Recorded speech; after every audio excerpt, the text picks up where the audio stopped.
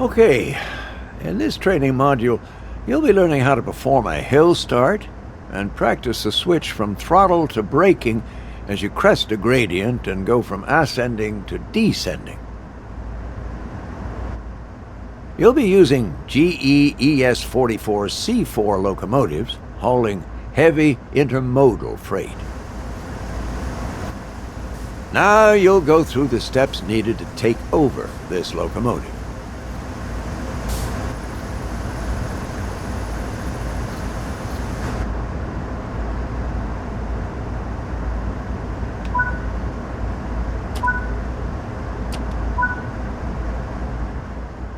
When getting moving, it's worth remembering the following sequence that was covered in the locomotive training modules. Independent on, auto off. Throttle on, independent off. Let's go through that slowly and understand why.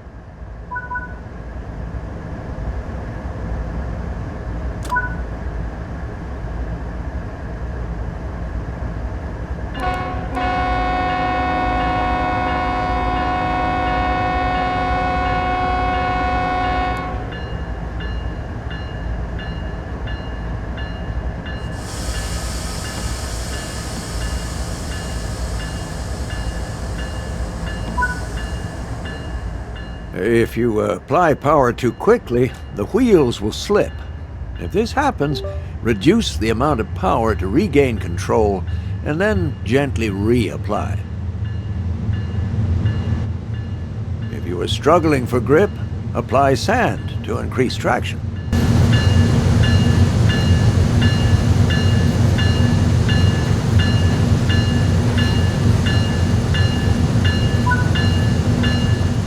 That's it.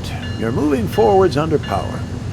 If you use the same start process every time you begin moving, it'll become second nature.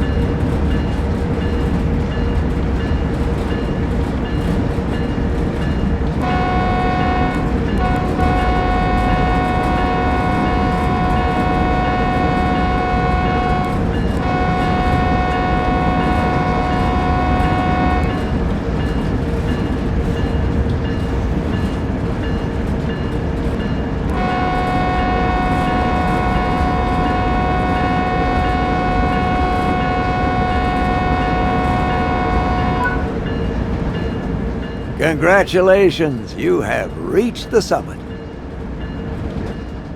As you start your descent, you'll need to switch to dynamic brakes to control your speed. The most effective speed for dynamic brakes is around 30 miles per hour. So if you're exceeding that speed, you should be slowing down. Above 30 miles per hour, the dynamic brakes become a lot less effective, and you will be more reliant on the automatic brake. The automatic brake on its own will not provide enough fine control over the speed of the train. It's a blunt instrument, because you can't partially release the brakes, and they take a few minutes to apply to the setting you've asked for. If you try to rely on just the automatic brake, you will often find yourself coming to a halt, or going over speed while you wait anxiously for the brakes to apply. Watch the train speed as it crests the top of the gradient. You'll go from needing power to maintain speed to finding that power starting to accelerate the train. When you see that, start backing off power and aim to keep your speed below 30 miles per hour.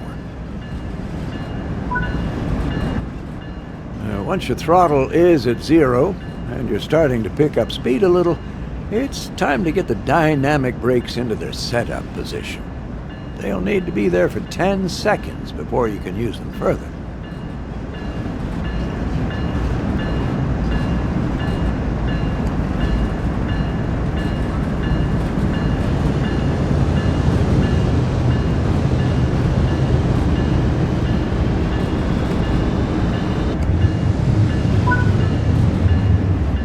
Start adding dynamic brake as needed to keep the speed in check. The dynamic brake is only on the locomotive and will react nearly instantly.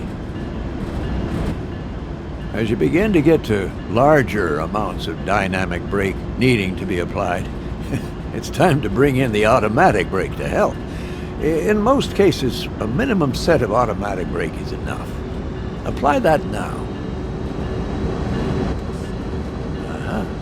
Watch out that on some locomotives, as you apply the automatic brake, this will cut the dynamic brake out entirely.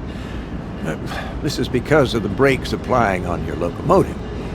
If you notice this happening, pull the independent brake towards you into the bail-off position, and it will release those brakes only, leaving the automatic brake on the rest of the train. And you will see the dynamic brake come back into action immediately. As the automatic brake begins to take effect down the length of the train, you'll notice the train begin to slow down due to the extra braking effort. Gently dial back the amount of dynamic brake to compensate for this, and continue to try and aim to keep your speed around, but not exceeding 30 miles per hour. If you find that full dynamic brake is unable to hold the train speed, add a little air with the automatic brake. Wait to see how the train reacts, and adjust with the dynamics as needed. Always work under your target speed of 30 miles per hour.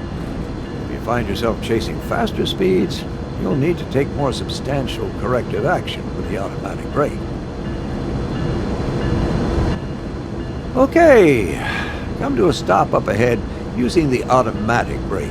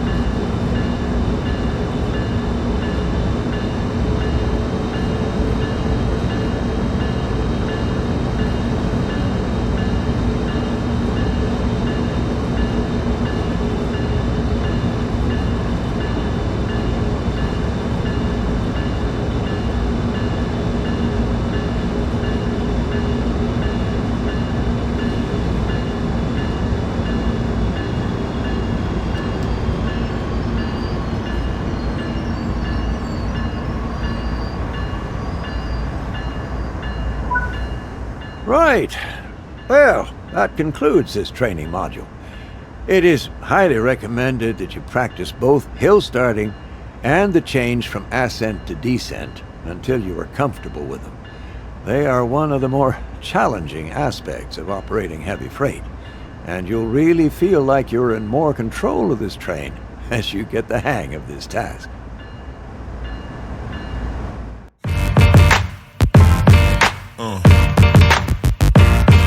Yeah.